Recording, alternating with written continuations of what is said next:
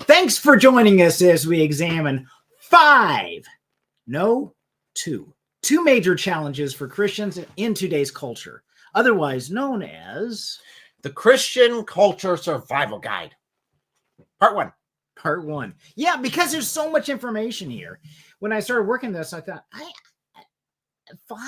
it's going to be like an hour and a half, 2 hours. It's going to be too much. I'm not going to be able to fit it all in because there's so much information here. It goes so deep. I thought, well, let's just divide this in half, more or less, how you divide 5 by 2. But anyway, we're going to do two. Say your math sucks. My name is John Newton, definitely not a mathematician, but science fiction author, and I'm joined by Eric from Your Brother in Christ, Christian apologist, polemics, and evangelist. And part-time plumber. This is not an exhaustive list, but there are 5 potential areas where Christians can change our culture. We as Christians can change our culture and transform it. Now, like I said, we're only going to be looking at 2. But as Christians, we're called to be salt and light in the world. That often means standing up against the tide of culture. So what's the first one? Number 1, and this is not exhaustive, fill in the blank. And if you're in the chat and you want to say, hey, this is what I think is the most important issue that Christians are facing in regards to culture today, please put it in there. Let's do it. Let's talk this out. Maybe you'll have some really good ideas. Maybe it'll end up being 6 by the next time we have our next video. So the number 1, engaging in conversations about science and Christianity. Now, this is kind of an old one, but it's still very relevant for today's culture. How do we bridge the perceived divide between science and religion, addressing common misconceptions like faith is anti-science? Many believe that Christianity contradicts scientific progress, but history proves otherwise. Quite a bit. Yeah, and we did a video, a live stream not too long ago, where we talked about 7 Christian scientists, 7 Christians who were scientists that changed the world. I gotta be careful about that wording nowadays. I know, it's like, Jeez. It doesn't work. So I want to ask, there's 2 questions in regards to this. And since we already really did cover this in a previous video, I would refer you to that one. But 2 questions that I would ask. And if you're in the chat, and I'm also going to be asking this guy these questions here too, please feel free to chime in. Number 1, how does the Bible support scientific exploration? And I'm checking the chat right now. I don't think you guys are going to be this fast. And while I'm checking, let me ask you, how does the Bible support scientific exploration? Well, it gives us the foundation that this universe here was created for a purpose that was logically put into place so we can follow the logic that's around us and we see God's fingerprints in it. Because, if this was just by all random chance without a creator involved in it, then you couldn't go on the assumption that it must be illogical. There must be a progression of it. Now, it's a question, again, what God would be able to create such a world, because you wouldn't have a fickle God who changes his mind like a flip of a coin that could create a logical, scientific universe. So you'd have to have a logical God who put down and cared enough about this universe to put all this into being. Yeah, I think you're right. You can get to understand God a little bit by looking at the world. You can understand the creator by looking at creation. And like you said, there's logic behind it.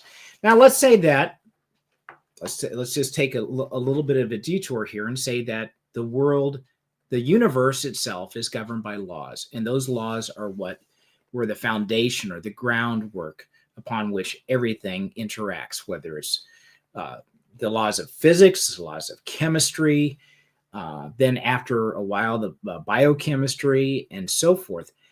All those laws would then make it appear that things are logical just because that's the way things work.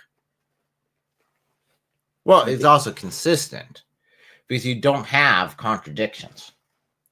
If, for example, if I was doing a science experiment, I was mixing 2 chemicals together, and I expected, because I've done this before, that the result would be X.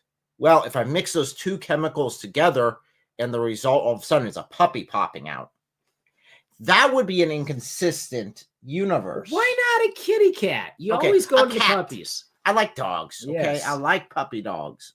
Okay, I would agree with you. That is scientific. So we do have, looks like we have some comments here from the scientific method from the Christian Sodium channel. Yo, dude, how you doing? I could give you my soul voice.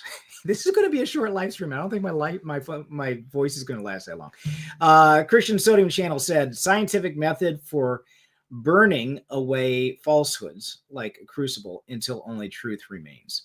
Yeah, that's one nice thing about free speech is that you do have, I'm not a free speech absolutist, but I do believe in free speech because you have this, what they call the marketplace of ideas. You put them all together in there, let them logically work themselves out, and you'll see what rises to the top. And Christianity has lasted for over 2 millennia. So we should, I say over 2 millennia, birth of Christ. When was the birth of the church? 70, 30. Oh my gosh, not quite 2 millennia, but we're going to be coming up on the 2,000-year anniversary of the birth of the church here. Well, on top of that, it's also survived the critical approach. Right. Where other religions have not yet even been really tested. So you would be talking about like German rationalism and textual criticism and so forth, things like that, that would historical have been criticism, all of those aspects that 1900s that came through, and they really took a ice pick to Christianity to see what's going to fly, and found out that's like tougher than diamonds. Yep. So now, well, let's just say, for example, if we were to turn that around on maybe just some other random religion off the top of your head, you can mean you like think of anything? Islam? Being totally unprepared? Oh, absolutely. I mean, once you take a critical eye to it, you even question if Muhammad ever existed. There's some serious doubt in that. And I know Jay Smith does a lot of work in that regard. Yeah, I was online with him on Hatoon's channel recently, and he threw some things out that made me really think. But I'm thinking, I need to seriously sit down and look at some of those. But anyway, back to the subject here. I'm going to put this back up. What Christian Sodium channel said: the scientific method is for burning away falsehoods like a crucible until truth remains. I think that is, and in scientific method, there are 5 steps to it. I think I mentioned this yesterday on yesterday's live stream, but the scientific method itself is a form of proof of a creator, of intelligent design. Because again, it's consistent. It works by laws, and if this was a hodgepodge of random events that have resulted, that might not be the case. And we may not believe that because we live in a world that's been refined by the scientific method. If you may have been like in pre-Christian Greek culture with the gods of their pantheon, it would have been a lot more capricious. Well, that just happened. The weather just happened that because Neptune was angry or something. Yeah, and that's how they looked at it. It was, and that would have been based upon their worldview. That would have been their assumption because their gods were very fickle. Definitely the Greek gods, you got the Norse gods, all of them are very, very fickle. I mean, Zeus couldn't keep his freaking pants on to save his life. Just as an example of where he would just flip-flop back and forth. These we made gods in our image. Yep, these were gods in the image of man with all their faults, and just, okay, these are superheroes, super-powered individuals. Yeah. And if they were to be the one who created the universe based upon their theology, it would make no logical sense. Well, he has another one here. Yeah. Oops. Sorry. Wrong one. He has another one here. It says it depends on truth being immutable. Yes. So there's the immutability of God also, that then the world that he's created again reflects his character. And Jesus said that he was with the truth and life. So there's that characteristic with him as well. Thomas Hall said, a good evening, brother, by the way. Progressive universe is itself a Christian concept. pagan and Eastern religions don't view time that way, that we have something to progress toward. Cycles of time matter more to them. Yeah, so there's the repeatability. I mean, you can look at reincarnation, the Mayas. the cycles Right. that we go through, the ages. There is a everything's lot just of repeating. cycles. There are a lot of cycles in nature. Nature is just abundant with cycles. But I guess, Christianity, Judaism outshine them in that regard because of this. And you can see where someone just looking at the world would get to the conclusion that even basically the years have cycles, everything keeps repeating, days have a form of cycles, although they're much smaller. So, well, we just apply this to centuries and long term, everything has cycle. I had to do a second. If that wasn't you, Thomas, I would have said, "What's this guy talking about?" At first, when I saw progressive, that's unfortunately has garnered such a Negative, bad connotation with the political side of it today. We're progressive. We're progressing off the cliff. No, but we are progressing towards Christ, towards God, and with the better things are getting better as we walk with Him, as opposed to the world, or walking by ourselves, or we think we've got it all, taken care of all by ourselves. That does not go well. Christian Sodium's channel says it does try to prove it seeks to falsely claims. If it cannot be justified, it is falsified. It is labeled as a scientific fact. But only God is truth itself. True things hold that godly attributes. I mean, so he's referring to some things in the scientific realm. If they can't test it, they just assume that's a scientific fact, or alter it to make sure it fits the scientific facts nowadays. Oh, I don't know about that. There are a couple things they do that with. Oh, I can think of that. It depends on where the grants are coming from. Yeah. If there's money behind it, sometimes it's hard to say. They will alter it. There are scientific institutions today that follow the money, not the truth. And so, yeah, that's no fun. So let's see if there's anything else here. Yes, it is heresy. Okay, so how does the Bible support scientific exploration? We're looking for now. We were talking before the live stream, and Eric was saying that the Bible is not a scientific textbook, and I agree with that 100%. That it's not. I was talking to one of my the Holy Bible. Oh, okay. I was talking to one of my boys yesterday, and he was explaining about some of the debates that he's getting into, and he's going to a trade school, and they're coming at him because they know he's a Christian. They're coming out with him with a lot of things. What about this? What about this? What about this? And I said, listen, the Bible doesn't talk about, say there's no dinosaurs in the Bible. Okay, you can debate that all you want, but the Bible doesn't need to talk about dinosaurs. The Bible doesn't talk about elephants. It doesn't talk about kangaroos. It doesn't talk about Australians. It doesn't talk about Chinese people. Now, does it mean that God doesn't care about Chinese people or Australians? No, he definitely does. But the focus of the Bible was the story of redemption through a certain people that God had chosen, and then through them, his son would be born and then be redeemer of the entire world. That was the focus. And that message of love is universal to everyone. But the Bible doesn't talk about the 4 fundamental laws of physics, the strong nuclear force, the weak nuclear force, electromagnetism, and gravity. It doesn't talk about that. It doesn't talk about the principles of organic chemistry. It doesn't talk about any of that stuff. Does it mean God's ignorant? Does it mean that Christians shouldn't study that? No, because that's not the purpose. If I want to fix my car, I get a Chilton's guide, maybe, or look something up on the internet about how to, do something with change my spark plugs or something. I don't go to the Bible for that. The Bible is not meant for that. The Bible is sufficient for salvation, but not for all those other things. So, nope. Was that it? Yeah, that's it. He mentioned it. Hopefully, I'm not stealing your thought. Well, It comes from it because I'll get a lot of Muslims who say, see, look at all these, you don't have any scientific miracles in the Bible. I'm like, but that wasn't the point. That wasn't the point. I wouldn't go to learn physics from a history book. I wouldn't try that. That's not the point.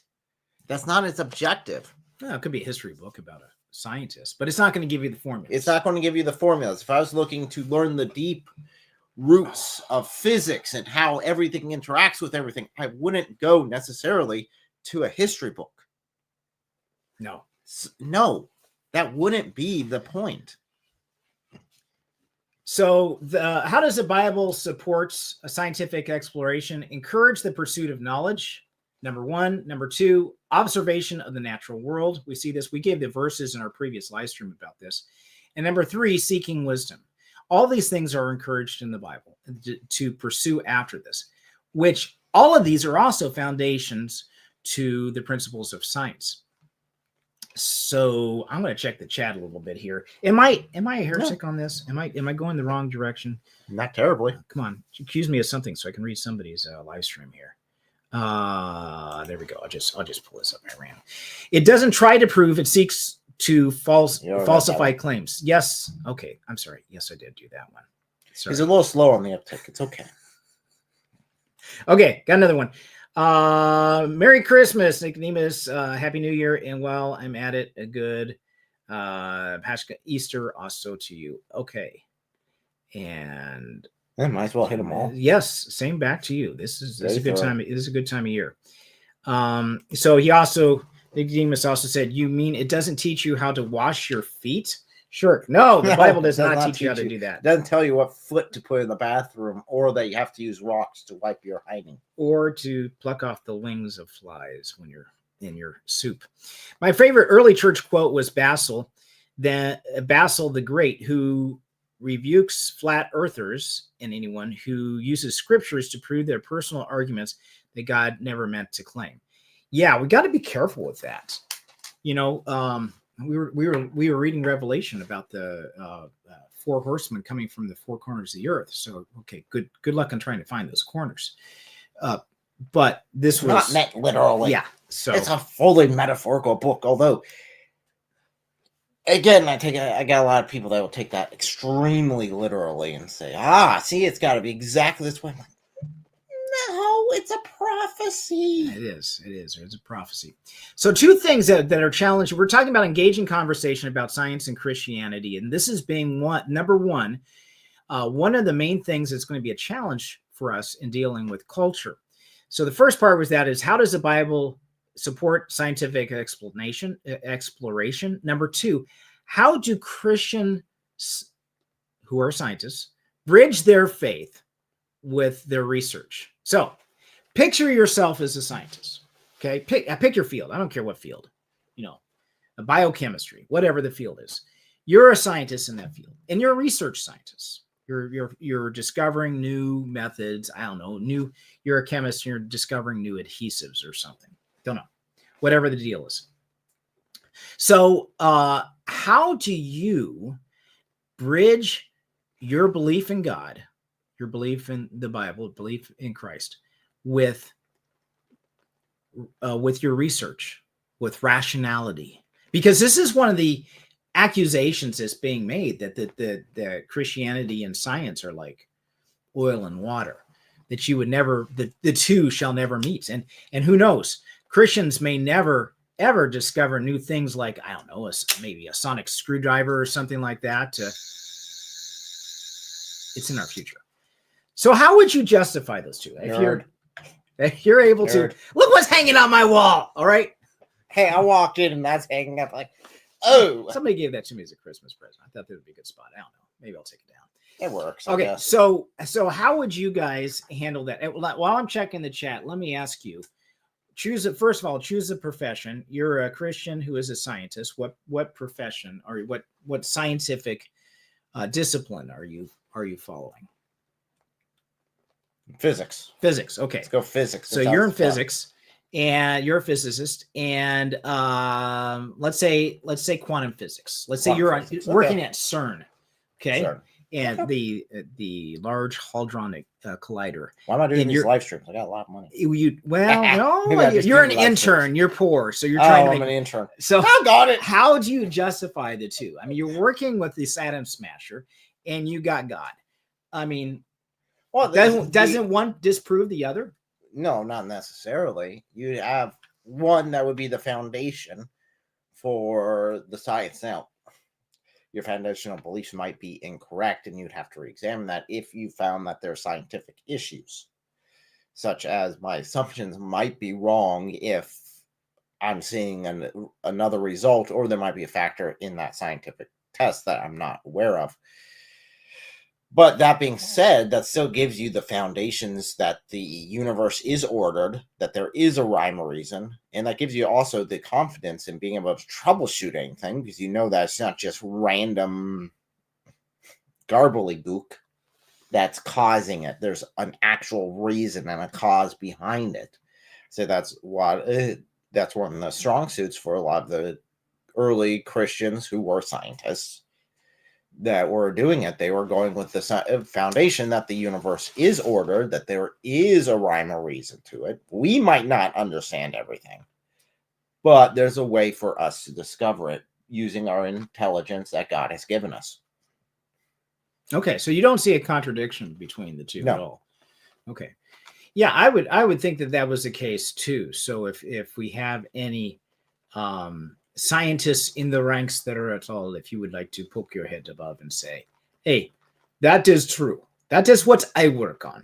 And you can bring in your Russian accent when you speak. So how do Christian scientists bridge their faith with research? Number one, belief in a rational creator. Now, there was a guy named Francis Collins. He's a geneticist and the leader of the Human Genome Project.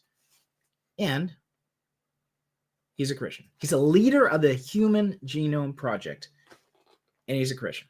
So obviously, either the guy is terribly conflicted, or there's no problem with it at all. Maybe even got him interested in discovering the universe. Like a lot of earlier scientists, like the 7 scientists that we looked at earlier in a previous live stream, their interest in God it drove them to want to understand him and want to understand the universe more. So it was a way to motivate them to do that. So Francis Collins said, the God of the Bible is also the God of the genome. He can be worshipped in a cathedral or in a laboratory. What the heck does that mean? Isn't that kind of like sacrilegious? No, how actually, it goes all right. How would you worship God in a laboratory? Everything you do unto the glory of God. That's true. So whatever you're doing, you're flipping burgers at McDonald's. Gosh darn, you're going to flip them the best you can. You know what, though? If you look up, we had the aurora. We were able to see glimpses of the aurora a few months ago with the high solar winds that hit the Earth recently. And there is just a majesty and an awe when you look up and you say, oh, it's like natural fireworks, you know? When you have that kind of feeling, these are the kind of emotions that scientists have when they peek their head in. And it's not like they're inventing. They know they're not inventing. This is the discovery. They're uncovering something that's already there, and they see the handiwork of God in it. And so there's a real difference for a Christian who sees this and for someone who's not a Christian, who's an atheist, who goes, huh. Where a Christian would say, I have seen the handiwork of God, and glorify him. That's number one, belief in a rational creator. Number two, science as a means to understand creation, just like we were talking about. And that would be Psalm 91. Oh, golly. They changed it. They did change it, didn't they? They reorganized. Sorry, folks. That was going to be so slick. Okay. The heavens declare the glory of God, and the skies proclaim the work of his hand. Psalm 19:1. Science as a means to understand God's creation. Number three, faith answering why questions. So here's the deal. The Bible will answer the why. Science will answer the how. Just having the how is not complete understanding, because there's a why behind it. Why was the universe created? So that's what Christianity provides, the moral and spiritual framework that the scientific method cannot. So science is deficient in that. And you could say that the Bible is deficient in understanding organic chemistry. Yes. Yes, it is. But it was not designed for that. Thank you very much. Engaging in dialogue. A healthy conversation between science and faith can lead to a more complete understanding of reality. And that's when I'm going to point again to these guys. And who do we have on this list? We have Johannes Kepler, who was discovering astronomy and mathematics. René Descartes. See if you can pick out these guys in this picture. Minecraft coordinates. That's who, he was famous for, René Descartes. Blaise Pascal, mathematics and physics. Isaac Newton, my great-grandfather. Michael Faraday, physics and chemistry. Gregor Mendel, genetics. James Clerk Maxwell, physics, mathematics, and some brands of coffee. So all these guys they had their mark, and all Christians. These were not just kind of yahoos, just kind of interns in their fields of study. These were like Mendel. He was the father of genetics. So there you go. What's another major challenge for Christians today? And before we go into that, I'm going to check. There we go. Okay. What's another major challenge for Christians in today's culture?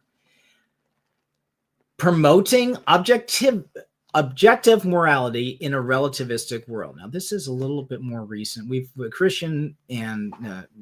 Christianity versus science, that whole thing that's been going on for over a century. But a relativistic world is something that we've grown into more recently.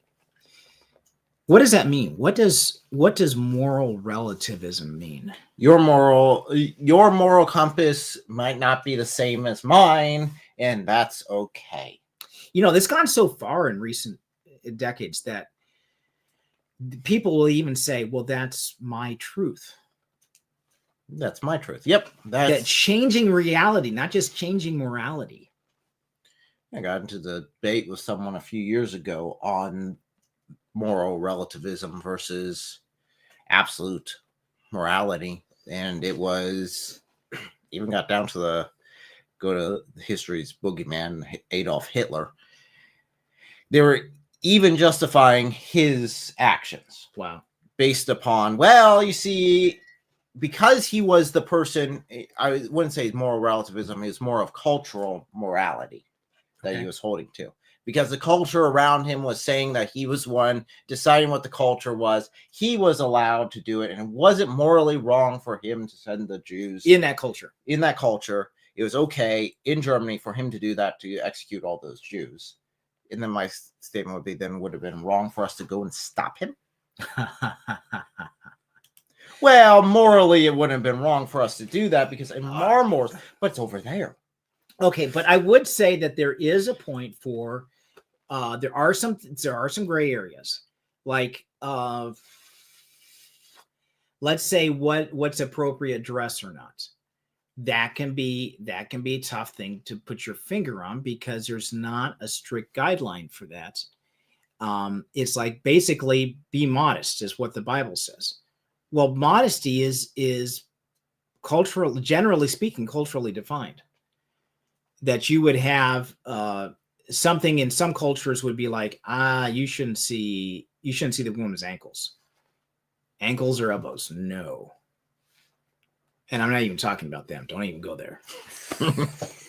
But I guess you could too. You could also talk about that. So there is some flexibility in that, and there is some things that are culturally defined, but they only go so far. And it's really tough to decide where that gray really does become a black. But there's other people that have taken that to an extreme. I think it's very simple. You go to the Bible, and there you go.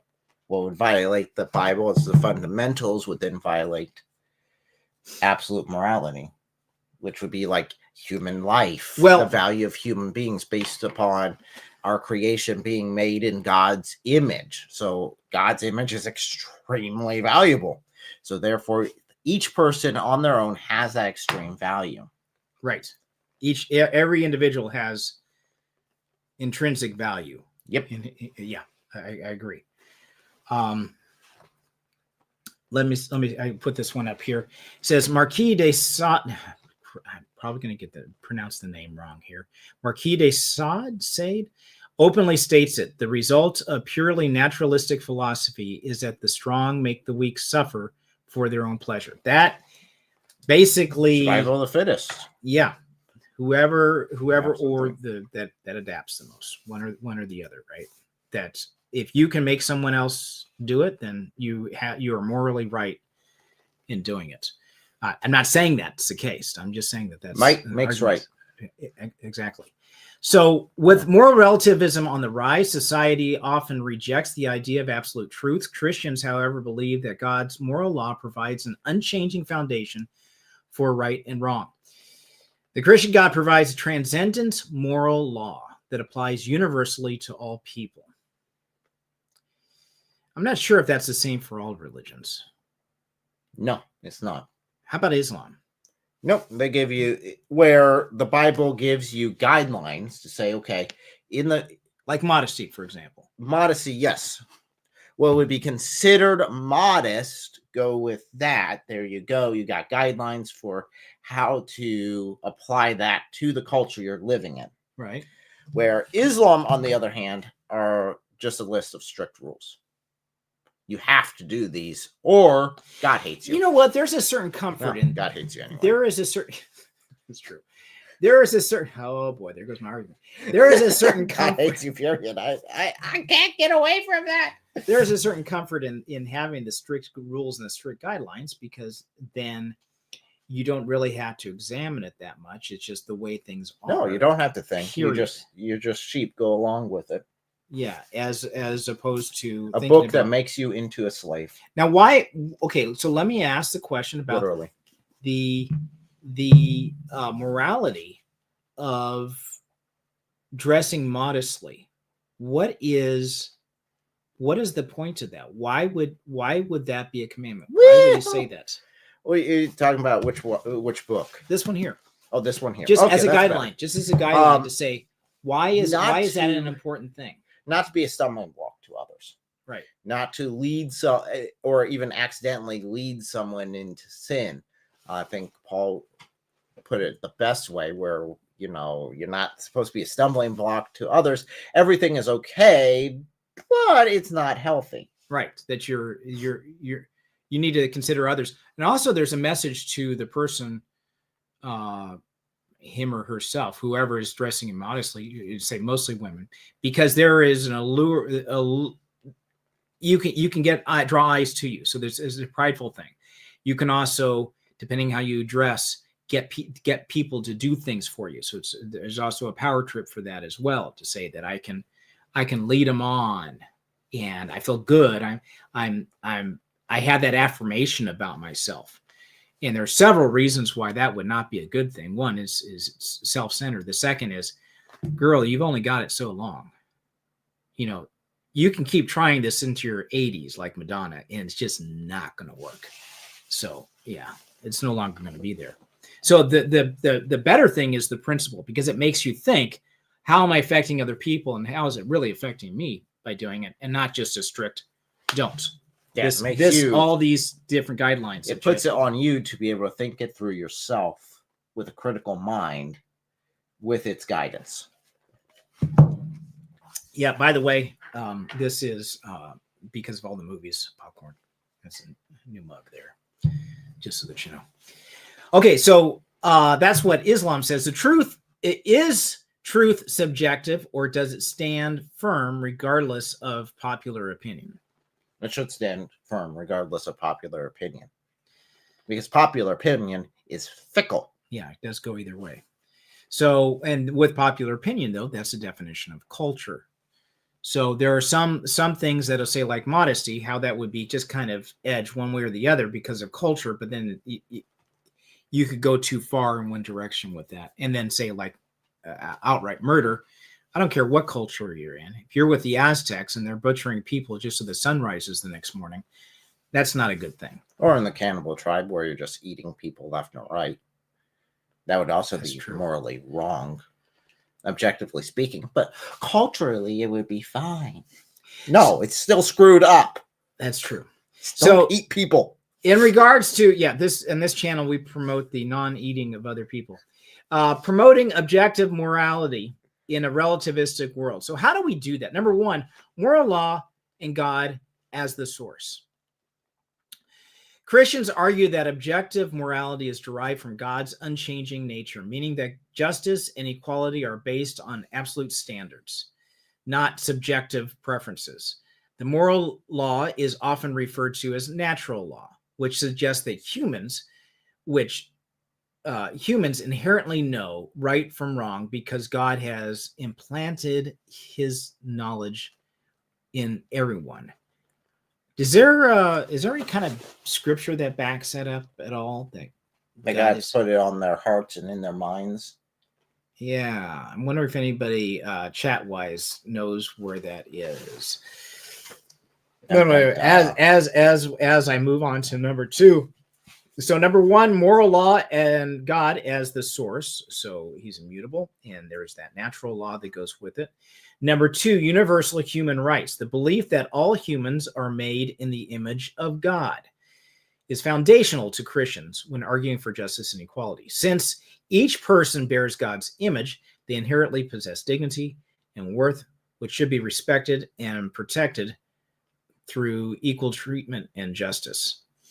And this is another thing I think we just take for granted, that that doesn't matter what your position is in the states or in how rich you are, whatever everyone goes before the judge. Now, there's nuances with that to say, okay, if I'm rich enough, I can hire a better lawyer that's going to get me out of the justice that I'm seeking.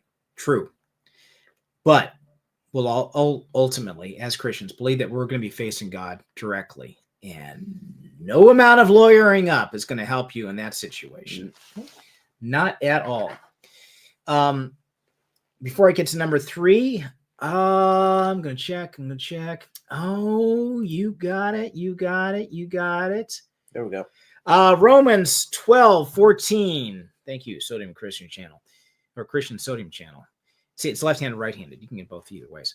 For when the Gentiles, which have not the law, do by nature the things contained in the law, these having not the law, are a law unto themselves. And yes, indeed.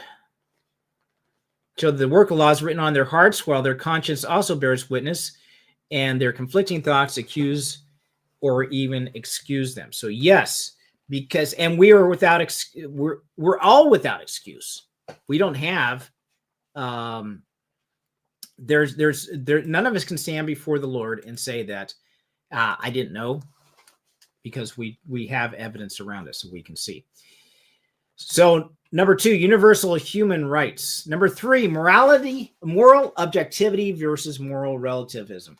We do have, when you're saying, how many arguments, I wonder, have you had with somebody that says that's what you believe, that's your truth, is I'm okay, God's okay with me, he created me, I'm created in his image, and therefore I can do what I want.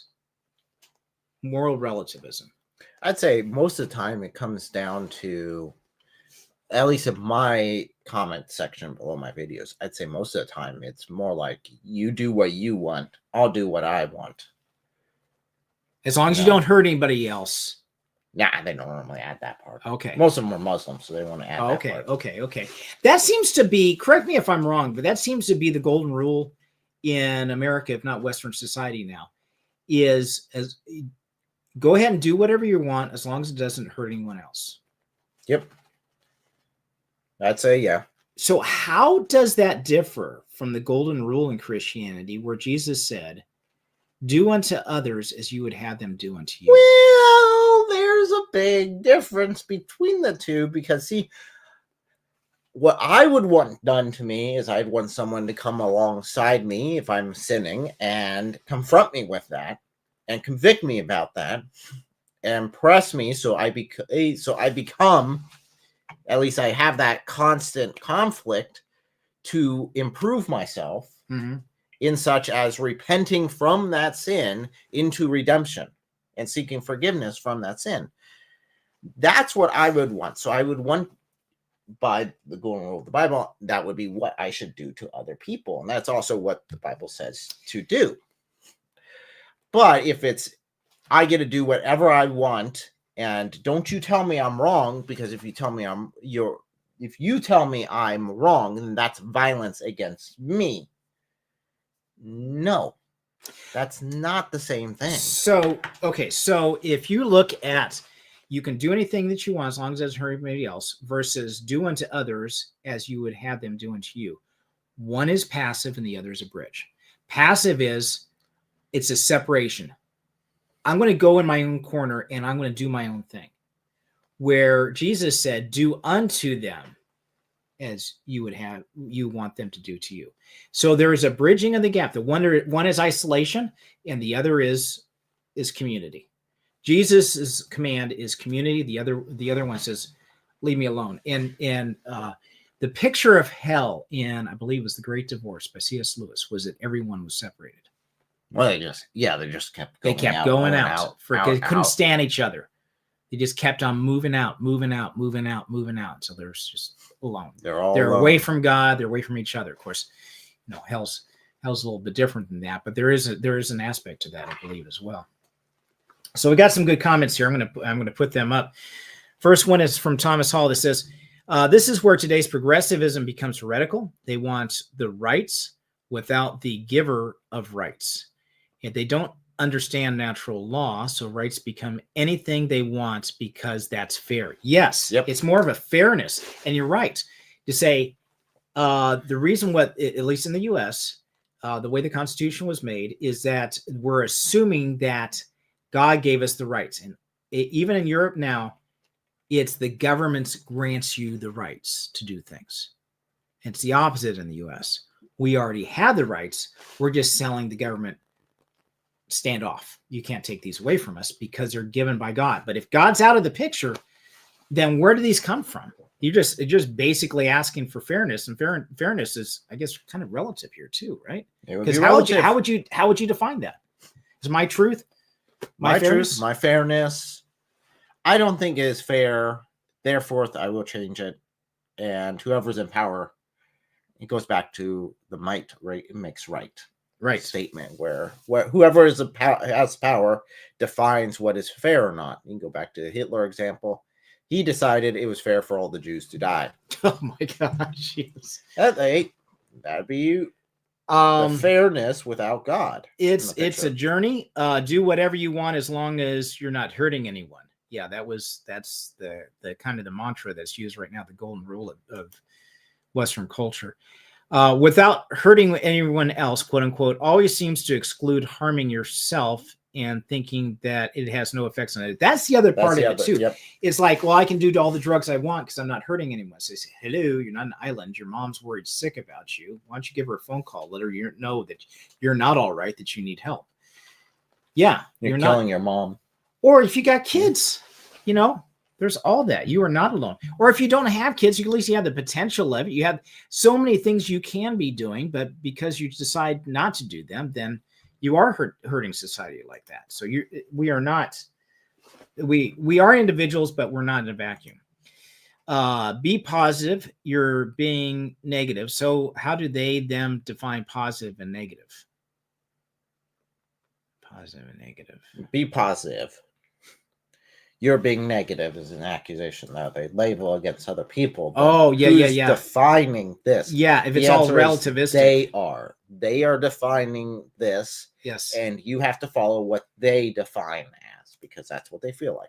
You got a censored comment? Dude.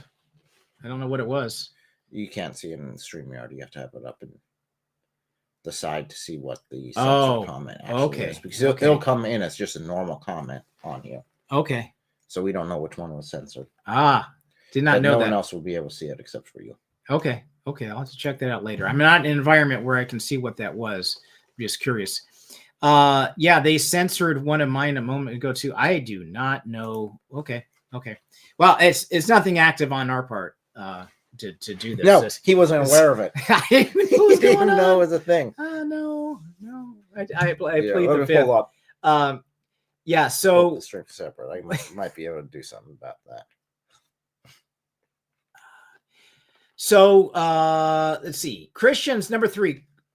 Christians challenge moral relativism, which claims that morality is subjective and varies in culture of individual perspective. Let's take a look at it. By rooting out justice and equality in objective morality, Christians assert certain claims are inherently wrong, no matter what the cultural context. There are some things that just flat out, no, that's not good. I don't know of any, but maybe like adultery or something like that. Say, no, it's not good. Don't care what the context is. Like you say, well, what about Abraham? Abraham had some concubines, Yeah, that right? didn't work out very well for him, now did it? That's right. Just like you got polygamy in the Bible. None of those are good situations. No, never worked out well. Nope. I mean, the whole Ishmael Isaac thing. I mean, how's that working out for us now? Huh? Not necessarily very good. This argument highlights the inconsistency in relativism, where actions deemed unjust in one society might be considered acceptable in another, which Christians argue undermines true justice. If I cross a border, why is it all of a sudden okay with across this invisible line, but 3 steps back? Yeah, a line invented by people, right? Drawn on a map. That's right. Why is it important for society to maintain consistent moral foundations based on biblical principles? So I'm asking that question to the chat and to you, young man. Why is it important for society to make in a world? Well, yeah. Why is it whenever important? You don't have that foundation of God being the dictator of what is moral and not, you end up with just specifically the Christian God being the dictator of morality. You end up with dictators. You end up with people who take control. Now, people can twist the Bible any way they want to. I'm not saying that. I'm not saying that they can't do that. What I'm saying is if you have the absolute morality in place, it is incredibly harder for them to do that than if they're just the ones who are making it up themselves. And definitely if they believe that they are accountable to God himself, that's an authority above them, and they don't just get a clear check on whatever they want to write on it. Right. Absolutely. So when you get down to it, we need to learn how to confidently respond to skeptics who see faith and science as incompatible. And where can we learn to do this? How do we do this? How do we put up a good defense? Well, we can take a look at some people who have done that before in the past and given good answers. We can take a look at certain other, I'm going to plug for other people that are out there doing this, specifically for this type of evangelism. Learn how to confidently respond to skeptics. See what these guys hit on. And then equip ourselves with logical arguments and scriptural references to challenge moral relativism, both in personal conversations and in public debates. And then I'll end with this quote from the Bible. As soon as we go through the last one. Oh no, not that's one. Oh no. That's still my favorite video from last year. That was hilarious. There's some people on my channel want to make it a series, but that's funny. Still hasn't got a lot of traction. But in your hearts, honor Christ as Lord and as holy, always being prepared to make a defense to anyone who asks you for a reason for the hope that is in you, yet do it with gentleness and respect. 1 Peter 3:15. So coming up, we're going to also follow up this live stream with more addressing major challenges for Christians in today's culture, looking at gender, sexuality, and identity. Now, this is a big one right now. How do we respond to that. What are your thoughts on it? And understanding and debating Islam, number 4, and number 5, creating counterculture. So not just on the defensive, but on the offensive as well, to say, okay, that's what they want to put out. What are we going to put out instead? Until then, we are going to see you guys next week, and let us know how things are going. It's been good having you. I enjoyed all the conversations, and we'll dig into this more next time. Oh, and in case I don't see you, good afternoon, good evening, and good night.